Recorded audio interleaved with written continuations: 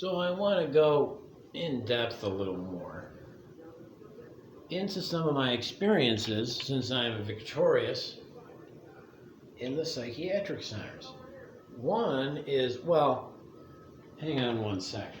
Let me turn my light on. One of the truths that I can speak before I get started is that in the psychiatric centers that is ground zero for the culture war, especially in the children's unit. There's a lot of lefty pedophiles in the mental health institutions. Palmetto Park, I think. Palmetto, no, that's my road.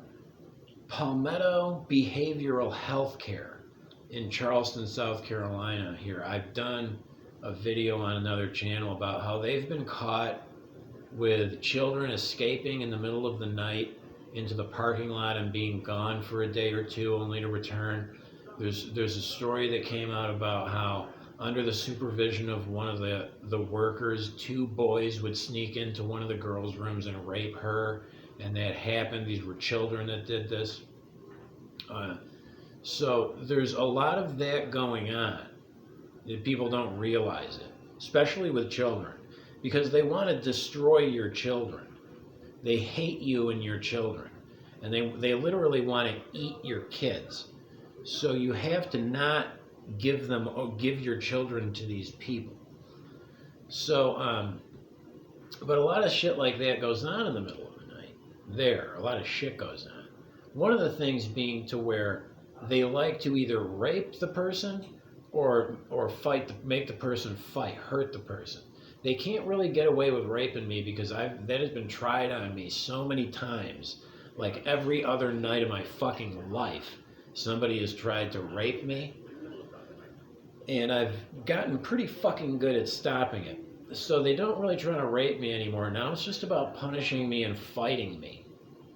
Because what they'll do is there will be somebody there, a patient who's above the law, who can do anything they want. And it always starts where like they take umbrage at me, right? And they cause a problem with me to where they're going to assault me and nobody does anything about it, but they don't assault me.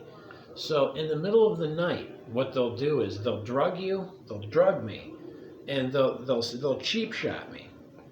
They'll like chop block me from the front of the knees, like a chop block. Like I'm standing there being held up on either side by somebody, and the person that I'm gonna fight comes in and tries to lock my knees and just shoot straight through and chop block me so that I can't walk. And then they'll get me in the fight and I'll win because I'm that good. But the next morning I'll wake up and I'll say, why can't I fucking walk? Right?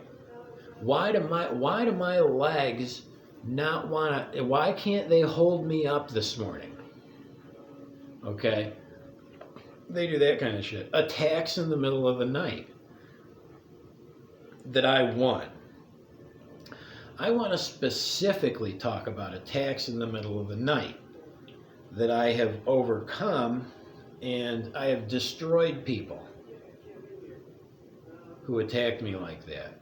And if you ever really got into the nitty-gritty of the shit they didn't write down, you'd find a lot of destroyed people that I destroyed in their institutions and out when they attacked me on either end.